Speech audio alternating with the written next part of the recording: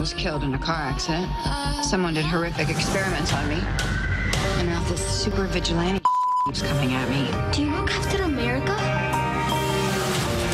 I want to absorb Ailey's investigations. You don't want me, you just want to eliminate the competition. I never take no for an answer. How rapey of you. Something happened behind these doors. I have 17 years of questions, and they are deep. Just knowing what was done to you might help you. We were made here. Me and something else. The only way to find it is to open the door wider.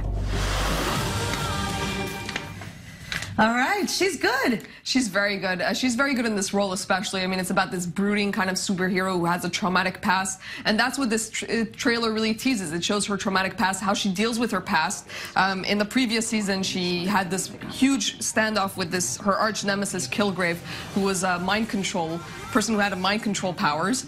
Very kind of dark and somber. You don't want to be a victim of. No, so she was a victim of that, and this will look at her past with her parents, how she got her supernatural powers.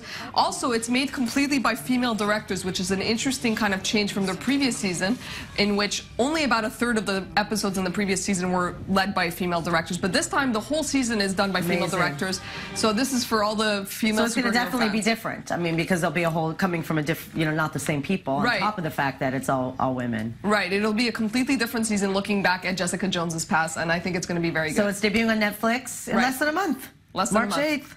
Very soon. Right, we don't have that much time to wait, thankfully. Thank you. Thanks, Maya. Have a good